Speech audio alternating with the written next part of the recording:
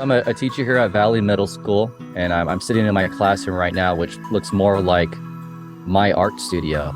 I mean, it really is a comfortable place for me as an artist, and that in return really kind of inspires and motivates my students.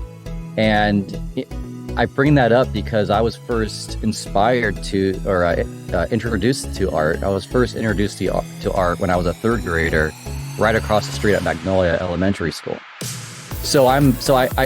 I have been through the journey as a young Carlsbad student, inspired at a young age, introduced to a passion at a young age, and then followed that path my entire life.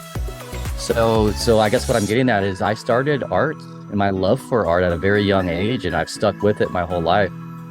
And that carried me through college, and then as a professional graphic designer and a studio artist, kind of hand in hand. And then my art kind of grew into public space. And at that point, I realized the importance of not just being an artist, but being a community artist, where developing culture, bringing people together, for me, is really my art. Drawing, painting, sculpture, all of those are just ways to kind of reach that bigger goal of bringing people together here in Carlsbad. The Alley Art Wall really came to be through community kind of engagement. Through the Carlsbad Art Wall at Grubby's, I'm able to meet a lot of professional artists, and I get them to paint, but I also meet a lot of aspiring muralists or aspiring, artists in different media. And the question I was getting a lot was, how do I paint? And I was returned, well, what have you painted before? Where is your level of skill, and how comfortable are you in painting in public space? And a lot of young art students or just aspiring artists returned an answer of, well, I've never done this before, but I'm inspired. And it was extremely difficult for me to turn young artists away. And because the Carlsbad Art Wall at Grubby's really isn't a learning platform. It's for more established artists. But that was I immediately felt how wrong that was, because the aspiring, the young artists are the ones who I really want to work with. I want to provide them opportunities. So I quickly realized, okay, I need to create another wall that inspires, but also provides the platform where these young artists can build a portfolio, build skills, and more importantly, build confidence. So I developed the Alley Art Wall, and there's 17 permanent murals. That's the inspiration, because I still want them to be inspired. When they show up, I want them just to love what they see and want to create that themselves. And then there's a large portion in the middle of all the professional murals that is the kind of the educational spot, or the spot where any artist, no matter what level, can paint at any time. No reservations, no fees. They just bring their supplies, they wait in line, and when it's their turn, they practice, and hopefully they fall in love with painting in public space. They can paint wherever they want in that designated space. And I learned, I used to run projects, I used to facilitate these projects called You Create the Art shows, where you imagine a gallery with nothing but blank canvases, and all of the attendees of the art show become the artists too. So everyone grabs supplies and everyone starts painting the canvases. And when one is done, or when one artist moves to another canvas, the next person in line adds to it or starts over on it. And through observation, I learned that it broke down inhibitions. When people realize that their art is not permanent, they are more inclined to participate, because they know they're not going to be judged. It will disappear the moment they leave. And that was like a huge eureka moment for me. When I saw that in these community members and these young artists, I realized, just like street art, just like murals, there is a really strong meaning behind temporary arts in terms of building confidence.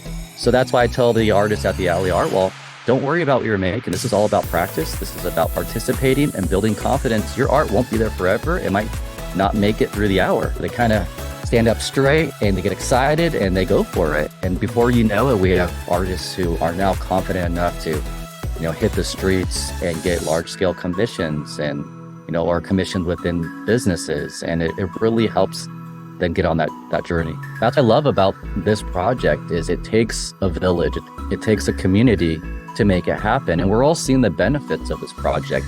Kids are finding a place. Kids who don't play music, who don't play sports, who sit in their room and draw every day, they now have a place, just like baseball fields or swimming pools or even skate parks. Young artists have a place. So without funding, it's impossible. I mean, it's that straightforward. It takes money to make this project or any large scale project happen. So what I did is once I came up with the plan, I created some kind of promo materials, just some visuals to help share the idea. And I hit the streets and I started knocking on every village business. I started contacting all of the amazing local organizations, CCF being one of them. And the support was amazing. The support that I felt was more like, I've heard enough.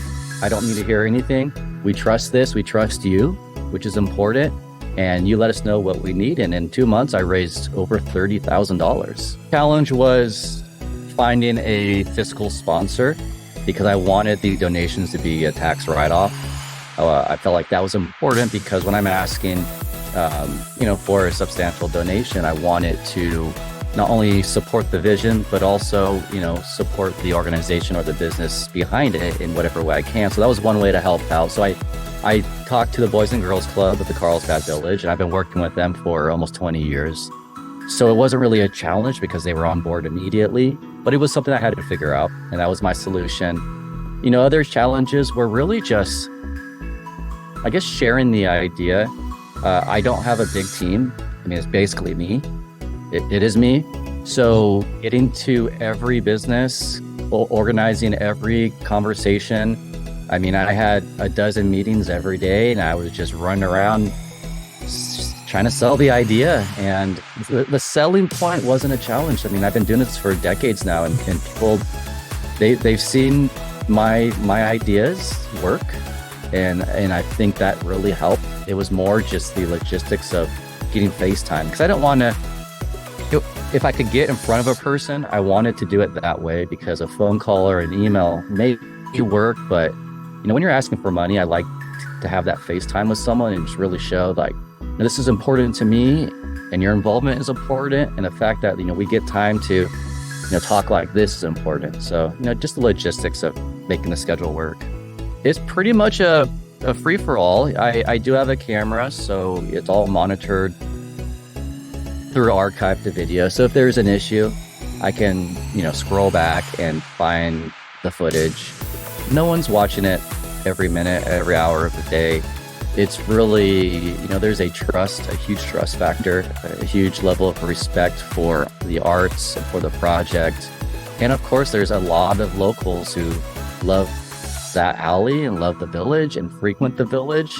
And it only takes a matter of an hour or two for me to find out if any mural in the village has been covered up or disrespected. It's, people care. This mural culture has grown well beyond just paint on a wall. It's become part of the community. And that, so there's a lot of eyes and interest out there. But for the most part, people show up. Now, I don't want to create any barriers. Mm-hmm. I really want it to be like going to a skate park. Skate park, you have to wear pads. You can't go there after hours. I have some rules for the alley art wall too, in terms of what you can paint, where you can paint it, and some other minor things, but more of the obvious things. It's similar to a classroom. I find that my students return a high level of respect because I give them freedom, and at the same time, they know that I take that freedom away immediately. And,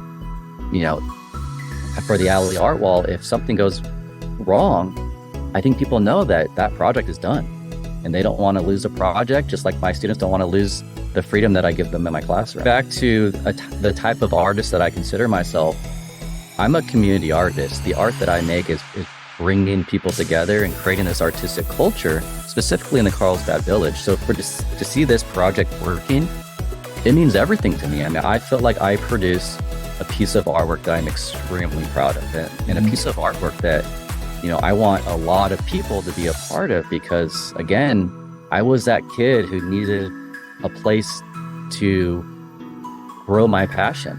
I was introduced to a passion, but that can only go so far. You need something to, nurture it and grow it. And I'm seeing young artists and older artists find a passion, whether it's early or late in life. But the Alley Art Wall is really providing something that was missing for a lot of people. It opened in March of 2022. I started bringing in artists to start painting each individual panel. There's 17 panels around December of 21. And yeah, so we're approaching year 2, or completing year 2, I guess that would be. I got the word out there pretty aggressively because I wanted people to know this is now a thing. But in terms of how it's become a part of the community, has really evolved. There's the local Carlsbad food tours who now make it a stop on their tour, and I'm often there, and they know that I love sharing Carlsbad art and murals and the project with the tour, so I become part of the tour.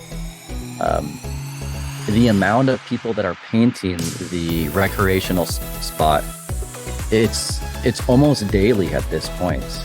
When I do go back in the camera just for my own research to see, how this project is going, because it's important for me to know the success of the project. So I go back on the video and see how many people are painting weekly. And right now it's almost every day, which means, there's at least 7 artists or 7 groups of artists who are using the facility as it was meant to be used. The Carlsbad Charitable Foundation does so much in so many different ways. This is just one very small way that they've helped Carlsbad. The projects that artists or just creative individuals come up with, the intent is always, in my opinion, to add something to Carlsbad. It's never a personal thing, at least in my opinion. Artists in this area in Carlsbad truly love Carlsbad and love their community, and we're trying to add and improve our area in whatever area we can, which is in creative ways. So when organizations support these visions, I believe it really helps the bigger picture. And the Carlsbad Charitable Foundation, they understand the importance of supporting the arts, and we're seeing examples of how all of us are benefiting, whether it's residents who are coming across the Alley Art Wall and really enjoying it and loving it, or tourists who stumble across it and realize, wow, there's something special happening in Carlsbad, or the local businesses who find out that patrons on that day visited their spot because they decided they wanted to check out the murals. And throughout their journey, they stopped for lunch or a drink or a cup of coffee. So we're seeing economic benefits, we're seeing social benefits, and we're just seeing a community come together because of support like the Carlsbad Charitable Foundation. I do really want to thank the Carlsbad Charitable Foundation for their support. It means a lot to me. It means a lot to the Alley Art Wall, but more importantly, it means a lot to the community, because without their support, the Alley Art Wall could not happen. They are very much partially, responsible for this project, and it means a lot, as well as a huge thanks to all the sponsors. I mean, over 30 sponsors, helped make this happen. And then just for the community, for all the positive feedback that they've had on all the projects that I've, introduced to the community over 20 years. I know there's been a lot, and it feels good when people respond in a positive way, a way that I hoped would happen. And for the most part, everything has been, positive. And we're seeing some amazing things in the arts happen locally. And I personally think it's helping put Carlsbad on the map. I am kind of trying to let people know that I'm now a teacher, and, I'm here. I'm a full-time teacher at Valley Middle School, and I'm really excited to work every day with the young community, the students of Carlsbad. So I'm still getting the word out that this is my new direction and my new passion. And Valley is the place to be for the arts. And now that I'm here, and I'm really pushing my program as a program that not only teaches skills, but it teaches confidence. It teaches young kids how an artist is a career, and what you have to do to become a professional artist, and then also just inspiring creativity. So it's my dream job. I look forward to entering this door every day. And, I'm really just trying to share with the community that I'm now here, and I look forward to working with a lot of community members' children here in this classroom.